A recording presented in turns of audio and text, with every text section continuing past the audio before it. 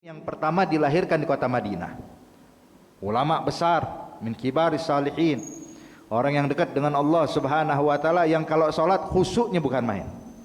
Itu kadang Abdullah bin Zubair kalau sedang salat, hadirin, itu sampai burung hinggap di atas kepala dan pundaknya.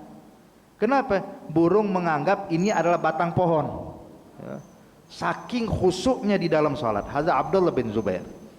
Yang ketiga Abdullah bin Amr bin As. Abdullah bin Amr bin As. Abdullah bin Amr bin As terkenal adalah ahli ibadahnya di kalangan para sahabat. Hadza Abdullah bin Amr bin As, hadirin subhanallah. Beliau pada masa permulaannya itu malam nggak pernah tidur, hadirin. Salat sepanjang malam. Habis salam berdiri, habis salam berdiri terus sepanjang malam tuh. Kemudian tiap hari puasa. Zikir non-stop, artinya udah fokus dengan ibadah. Sampai ayah beliau Amr bin As bersama istrinya khawatir akan kesehatan Abdullah ini. Ini Abdullah tiap hari ibadah bagus, cuma lama-lama jadi kurus badannya. Kemudian mulai memucat, khawatir nanti anaknya kenapa-napa karena fokus ibadah sampai lupa makan, lupa ini dan itu, hadirin. Maka dinasehatin oleh sang ayah, Abdullah ayo istirahat, Abdullah ayo makan, Abdullah ayo begini. Kata Abdullah bin Amr bin As, abah saya masih sanggup. Kalau saya nggak sanggup saya bakal istirahat. Kalau saya capek saya tidur. Kalau saya lapar saya makan. Tapi selagi saya masih sanggup ya biar saya jalankan ya abah. Semakin hari makin banyak ibadahnya. Sampai ini Amr bin As, hadirin, udah nasehatin berulang kali, cuman Abdullah tetap fokus dalam ibadah sampai ngadu ke Rasulullah, ya Nabi tolong dong nasihatin putra saya Abdullah bin Amr bin As. Kenapa? Saya khawatir ya Nabi, kalau dibiarkan kayak begini entar kenapa-napa dalam kesehatan beliau. Maka Nabi bilang kalau gitu panggil Abdullah. Dipanggil. Waktu datang Abdullah bin Amr bin As dinasihati sama Rasulullah, kata Nabi Muhammad, gali Abdullah, ana Nabi, saya ini utusan Allah. Aqumu wa anam, asumu wa uftir. Kata Nabi Muhammad, saya ini nabi loh. Saya tidur, saya bangun malam, saya juga tidur. Saya puasa, saya juga makan. Artinya Abdullah bin Amr lakukan ibadah sesuai porsinya. Dia bilang, ya Rasulullah, tapi saya masih sanggup. Kata Nabi begini, saya kasih pilihan buat engkau. Engkau bangun malam setengah buat tidur, setengah buat bangun malam. Kemudian puasa, sehari libur. Jadi puasanya selang-seling. Puasa besok enggak, lusa puasa lagi, kemudian berikutnya enggak. Terus begitu tiap hari selama setahun. Kata Abdullah bin Amr bin As, gal marhaba ya Rasulullah. Dan terakhir pesan Nabi, gali Abdullah, ati abak. Saya nasihatkan engkau taat pada perintah ayahmu. Maka dia bilang sami'na wa ata'na ya Rasulullah. Maka sejak saat itu Abdullah bin Amr bin As kalau dapat teguran dari sang ayah langsung nurut, qul marhaba. Kenapa? Dengan ucapan Nabi Muhammad sallallahu alaihi wasallam. Dan yang keempat adalah Abdullah bin Umar, putranya Sayyidina Umar ibn al-Khattab, juga min kibaris sahabah, ulama di kalangan sahabat, ahli ibadah, tokoh di kalangan para sahabat Rasulullah. Jadi 4 orang ini di zaman sahabat namanya Abdullah. Dan semuanya orang-orang besar di antara para sahabat. Abdullah bin Abbas, Abdullah bin Zubair ibn al-Awwam, Abdullah bin Amr bin As, dan Abdullah bin Umar ibn al-Khattab. Wahakadha. Taib. Ini Abdullah bin Abbas, hadirin. Beliau ini murid daripada sahabat Nabi, yang mana sahabat Nabi ini terkenal sebagai sekretarisnya Nabi Muhammad. Maksud sekretaris tukang tulis. Jadi kalau Nabi pengen ngirim surat segala macam dia yang menulis. Siapa? Sayyidina Zaid bin Thabit. Zaid bin Thabit ini yang menulis Al-Quran di masa Sayyidina Abu Bakar Siddiq dan juga di masa Sayyidina Utsman ibn Affan. Zaid bin Thabit ini gurunya Abdullah bin Abbas. Dan Abdullah bin Abbas beliau saat menimba ilmu agama Allah benar-benar tunduk dan patuh kepada gurunya. Dan begitu ta'zim dan hormat kepada sang guru. Bahkan tiap hari ini Bapak Ibu sekalian, Abdullah ibn Abbas kalau pengen belajar mampir ke rumah sahabat Nabi Zaid bin Thabit, itu saking ta'zimnya, saking hormatnya sampai nggak berani ngetuk pintu rumah gurunya. Cuman diri ketika ngeliat gurunya nggak ada di rumah atau pintu rumah ketutup, dia cuman berdiri di depan pintu, nggak mengetuk wala mengucapin salam, nunggu aja. Kenapa? Takut ganggu sang guru. Mungkin guru lagi istirahat, diketok, akhirnya keganggu. Jadi nunggu udah. Coba kalau murid zaman sekarang, pintu rumah guru tutup, pencet bel, gedor-gedor, Ustadz, Ustadz. Kalau nggak dibukain ditinggal pergi. Nah, tapi Ibn Abbas lah nunggu terus sampai akhirnya hadirin dibukakan pintu. Bahkan sekali waktu pernah Sayyidina Zaid bin Thabit lupa istirahat. Abdullah bin Amr bin As berdiri di depan pintu. Saat itu hadirin datang angin, membawa pasir, ibaratnya angin kencang hadirin, sampai menyapu Abdullah bin Amr bin As. Tapi Abdullah bin Abbas nggak bergerak. Semua wajahnya dipenuhi pasir, pakaiannya dipenuhi pasir, rambutnya dipenuhi pasir. Sampai orang kalau lewat depan rumah Zaid bin Thabit kaget, nggak tahu ini siapa nih orang, nggak dikenalin. Saking banyaknya pasir di wajahnya hadirin sampai nggak dikenalin. Sampai ketika sore hari buka melihat ada satu orang berdiri, tanya sama Zaid, gal Abdullah bin Abbas, gal naam ya guru. Dia bilang la haula wala quwwata illa billah, masuk hai sepupunya Nabi Muhammad.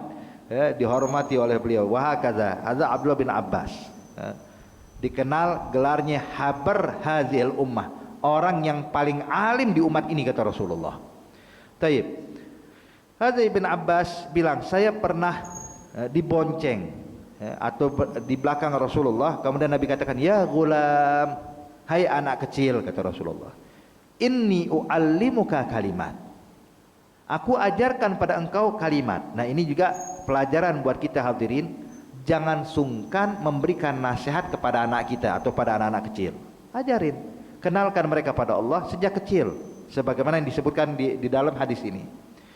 Ihfazillah yahfazka, jagalah Allah maka Allah bakal menjagamu.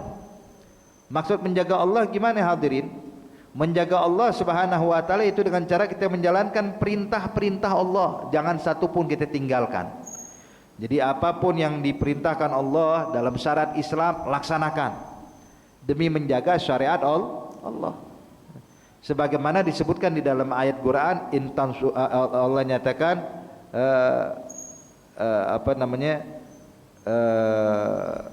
yansurkumullah, Allahumma shalli ala sayyidina Muhammad. Ya, jadi intinya kalau kita membela Allah maka Allah bakal membela kita, menjaga kita. Maka di sini pesan beliau kata Rasulullah, ihfazillah yahfazka, jagalah Allah maka Allah akan menjagamu.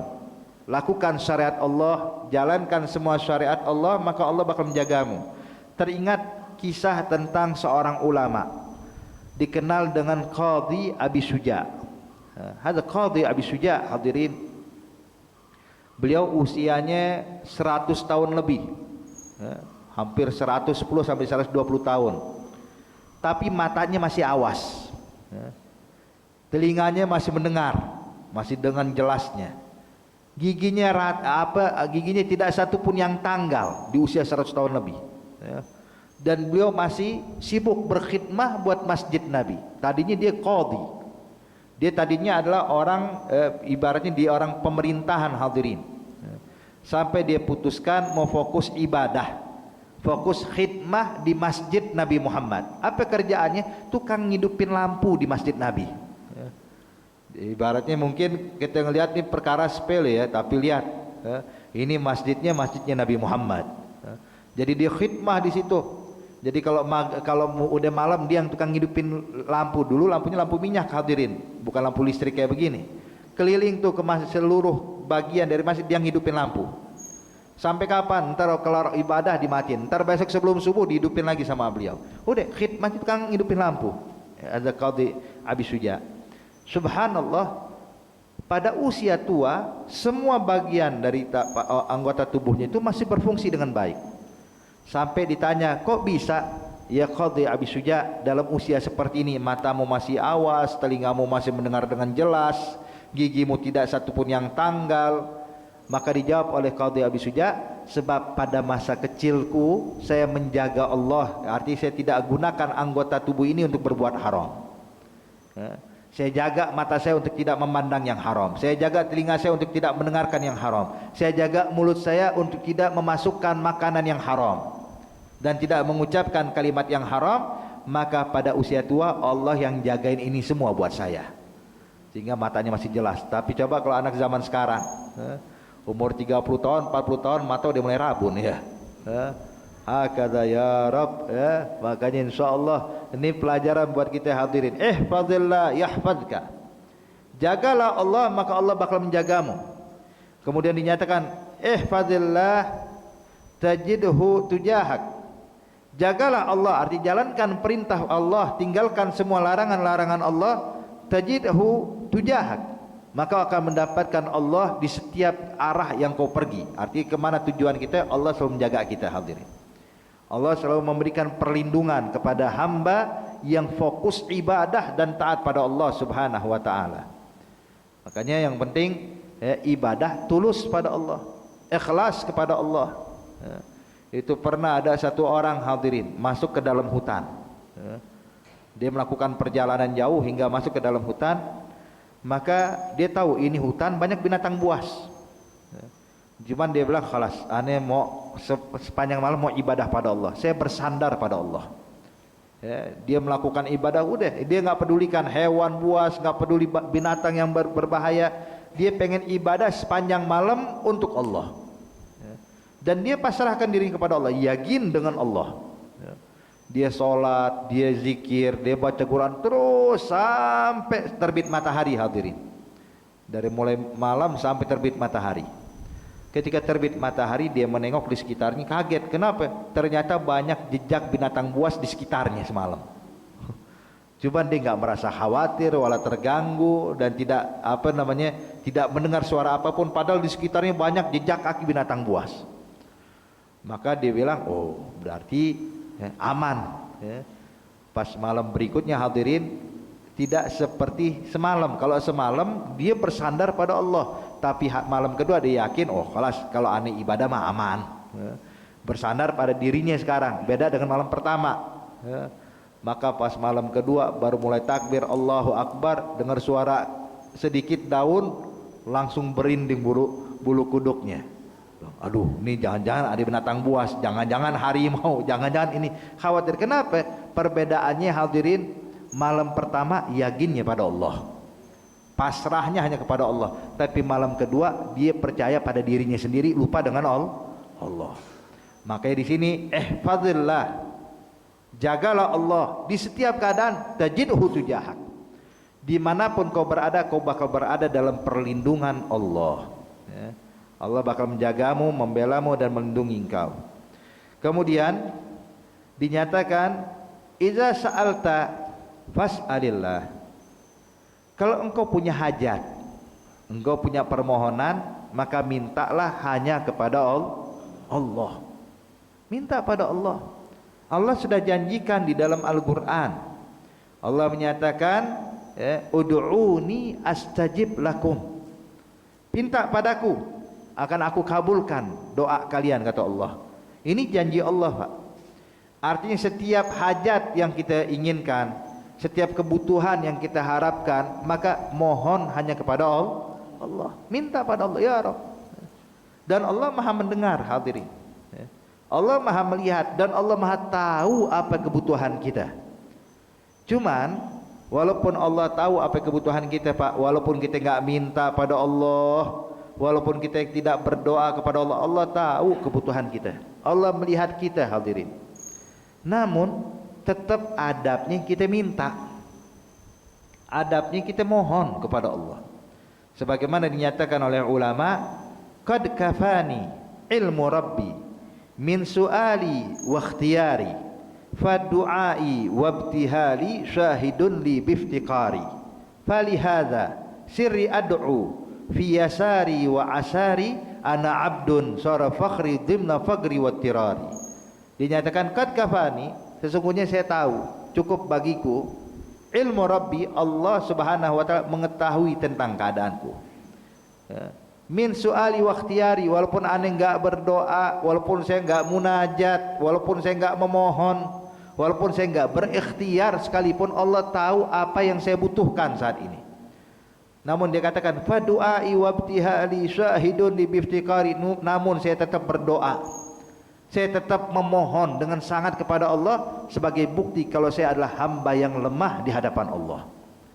Jadi kita ketika doa, kita menunjukkan kalau kita adalah makhluk yang butuh bantuan Allah, ya, butuh bantuan dan perlindungan dari Allah. Maka dinyatakan fa du'a wa ibtihali syahidun li biftiqari fali hadza sirri ad'u fi yasari wa asari. Maka oleh karena itu sebabnya saya berdoa pada Allah dalam keadaan lapang ataupun dalam keadaan sulit, ya. Jadi dalam keadaan lapang pun saya doa pada Allah, dalam keadaan sulit pun saya juga memohon kepada Allah Subhanahu wa taala. Maka ayyuhal ahbab, ya, jadi intinya kita munajat pada Allah untuk menunjukkan kalau kita adalah makhluk yang lemah dan meminta pertolongan dari Allah. Allah nyatakan dalam Al-Qur'an, antumul fuqara ilallah. Kalian adalah fuqara, makhluk yang butuh kepada siapa? Kepada Allah. Wahakadha. Jadi intinya, iza sa'alta fas'alillah. Kalau pengen minta, punya hajat, mintanya pada Allah, ya. Jangan minta pada manusia. La tas'alanna bunayya Adam hajatan was'alillahi allazi abwabuhu la tuhjabu. Innallaha yaghdab in tarakta su'alahu wa bani Adam hina sa'alta yaghdabu. Dinyatakan ente kalau punya hajat, ceritanya jangan sama orang, mintanya sama Allah. Jangan cerita ke orang sana sini, waduh saya punya butuh bantuan nih, saya jangan, minta sama Allah, ya. Dalam sujud kita, dalam qiyamul lail kita, dalam i'tikaf kita, minta sama Allah. La tas'alanna bunayya Adam sa'ajatan. Jangan minta sama manusia, ya. Kalau minta kepada manusia repot. Kenapa? Innallaha yaghdabu in tarakta su'alahu. Allah bakal marah dan murka jikalau kita enggak pernah minta sama Allah. Bilang sombong, ya. Oke, kalau bisa kalau habis sholat Pak jangan langsung jalan, nih salam lantas jalan lagi. Assalamualaikum, assalamualaikum, kelar jalan. Doa dulu sama Allah, minta. Ya. Tahu nggak kita hadirin, doa selepas sholat itu adalah hadiah dari Allah, hadiah. Ya, jadi yang pengen hadiahnya banyak, doanya yang banyak. Ya. Tapi kalau dia ngerasa nggak butuh dengan doa, berarti nggak butuh hadiah nih orang. Nauzubillah min dzalik. Makanya minta pada Allah, innallaha yaghdab in tarakta su'alahu. Allah murka kepada hamba yang enggak pernah memohon kepadanya, dan kebalikannya manusia. Wa bani Adam hina sa'altahu yaghdabu. Semakin ente minta makin marah. Sedermawan-dermawannya manusia Pak, kalau dimintain terus marah. Ini orang minta terus, memang saya bapaknya, memang saya banknya dia. So lihat, tiap datang Pak butuh bantuan, hari pertama dikasih, coba besok minta lagi, mulai gerah. Hari ketiga minta lagi, mulai pura-pura sakit atau pura-pura kabur nih orang, ya. Bilang kepada pembantu nanti kalau fulan datang bilang saya lagi keluar kota padahal ada di rumah. Kenapa? Marah kalau sering dipinta. Tapi kalau Allah semakin diminta makin sayang. Makanya kita hadirin hadirat yang dimuliakan Allah Subhanahu wa taala, minta terus pada Allah dan jangan pernah sungkan. Innallaha yuhibbul mulahina fid du'a. Allah sangat senang melihat hambanya kalau doa tuh sambil munajat sampai nangis-nangis minta dengan sangat. Tuh Allah senang tuh. Ya, khususnya hamba kalau meminta merengek sama Allah tuh Allah senang. Ya. Jadi jangan ditahan-tahan air mata kalau minta sama Allah. Ya. Khususnya saat dia mulai nangis-nangis. Nabi bilang illam tabku fatabakau. Kalau kalian gak bisa nangis ya maka ya pura-pura nangislah. Jadi paksain untuk nangis kata Rasulullah. Lihat. Oke, minta sama Allah. Apapun yang kita inginkan, mau minta dunia, mau minta akhirat, semuanya milik Allah. Ya, makanya diajarkan di dalam Al-Qur'an ada namanya doa sapu jagat, Bu. Ya. Rabbana atina fid dunya hasanah wa fil akhirati hasanah wa qina adzabannar. Minta kebahagiaan di dunia, kebahagiaan juga di akhirat. Hakaza. Baik. Iza sa'alta fas'alillah. Kalau engkau minta bantuan, butuh sesuatu, minta pada Allah. Iza sta'anta fasta'in billah. Begitu juga minta perlindungan, minta bantuan, minta pertolongan, mintalah juga kepada Allah. Makanya pernah diriwayatkan di dalam athar Nabi Allah Ibrahim alaihissalam Khalilullah, beliau hadirin pernah sekali waktu pulang ke rumah mendapatkan putra beliau, ya, cuma tidak disebutkan apakah itu Nabi Ismail atau Nabi Ishak saat masih kecil. Kemungkinan Nabi Ishak, Allahu a'lam. Ketika pulang, Nabi Allah Ibrahim mendapatkan putranya menangis, bayi lapar. Maka saat itu Nabi Ibrahim khawatir dan tidak tega melihat anaknya menangis, masih kecil, kelaparan. Akhirnya Nabi Ibrahim keluar, berusaha mencari nafkah segala macam untuk bisa memberikan makan kepada anak istrinya ini. Dia usaha tidak dapat, pulang ke rumah anaknya masih nangis, keluar lagi. Berusaha tidak dapat hasil, pulang lagi ke rumah, diharapkan anak sudah tidur, ternyata masih menangis. Sehingga akhirnya Nabi Ibrahim waktu keluar rumah yang berikutnya dalam keadaan murung, sedih, ya, khawatir tentang keadaan anak dan istrinya. Maka saat itu Allah pun menegur Nabi Ibrahim, "Gal ya Ibrahim, apa yang membuat engkau murung seperti ini?" Maka dijawab oleh Nabi Ibrahim, "Ya Rabb, yang membuat saya murung adalah tentang tentang keadaan keluargaku, anak dan istriku."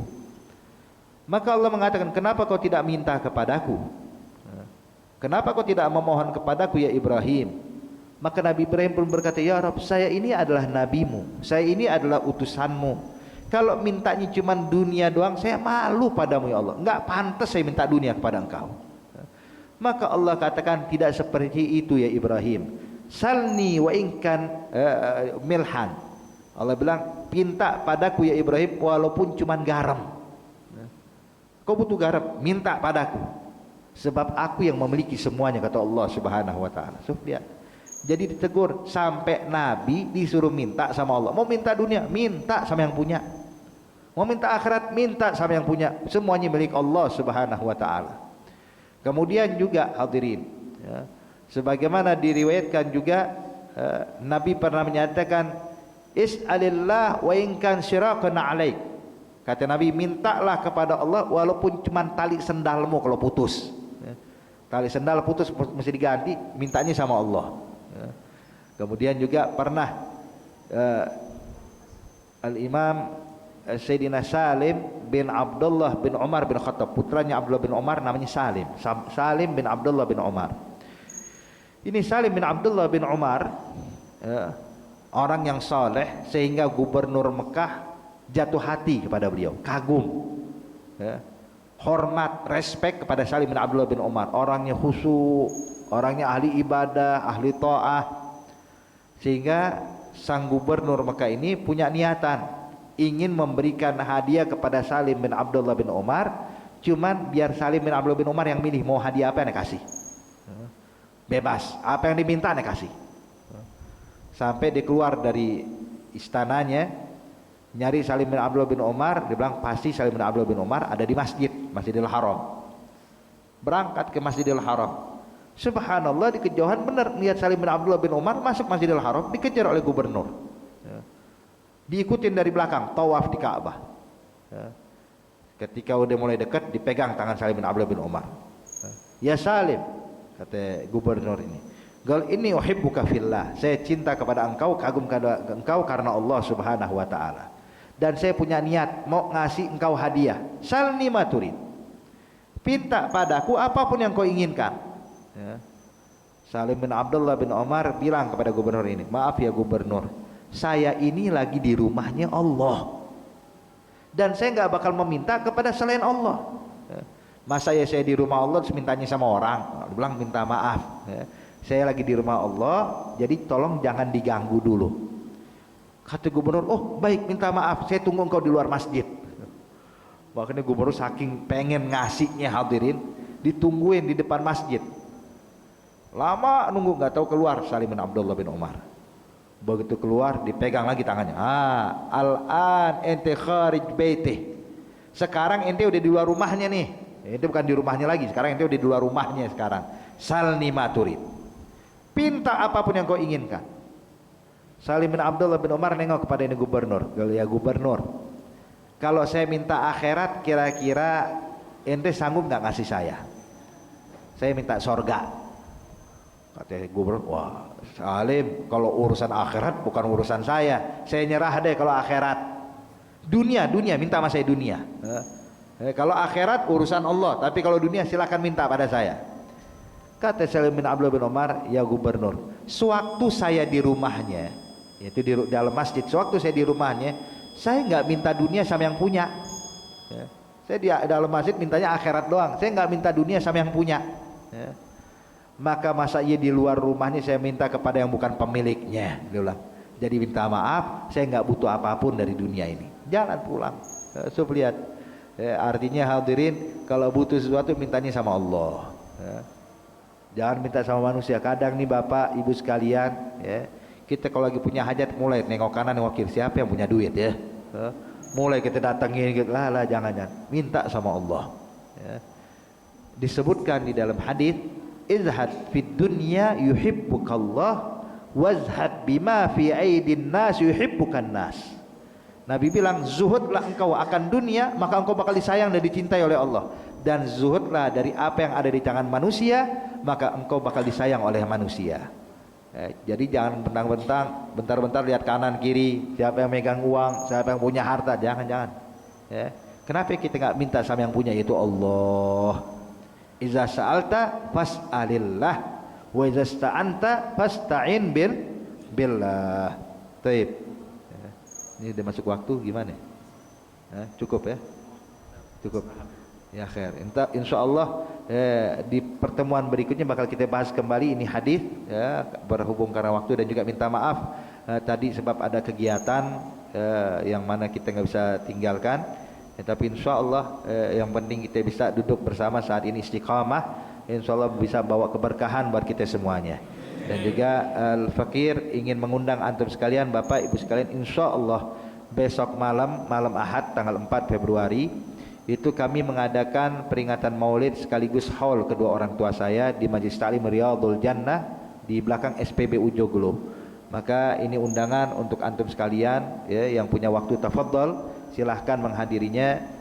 Sama-sama kita bersama duduk berzikir, memohon kepada Allah Subhanahu wa taala, meminta kepada Allah, insyaallah Allah kabulkan segala hajat kita.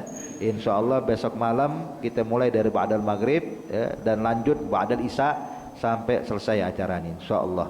Dan ini undangan untuk umum, silahkan juga disebarkan pada yang lainnya. Ini saja. Al-Fatihah. Anallahu yaghfir lana wa lakum walidina walidikum amwatina amwatikum amwatil muslimin ajma'in. Anallahu ta'ala yataghashshahum birahmatil maghfirah wa jannah farij 'alal muslimin wa yakhtim lana wa lakum bil husna wa yufarrij 'anna wa 'anil muslimin. Yubarik lana fi Rajab Sya'ban, yuballighna Ramadan, yu'inana 'ala siyam wal qiyam, yahfazna an jamil atham birahmatika arhamar rahimin. Ala hadhihi niyya wa kullu niyatin salihah wa ila hadratin nabi Muhammadin sallallahu alaihi wa alihi wa sahbihi wa sallam. Al-Fatihah. Bismillahirrahmanirrahim. Rabbil alamin arrahmanirrahim maliki yaumiddin iyyaka na'budu wa iyyaka nasta'in ihdinas siratal mustaqim siratal ladzina an'amta 'alaihim. Rabbana taqabbal minna innaka antas samiul alim wa tub 'alaina innaka antat tawwabur rahim. Doa biha subhanakallahumma tahiyyatuhum fiha salam wa akhiru da'wahum alhamdulillahi rabbil alamin. Wassalamu alaikum warahmatullahi wabarakatuh.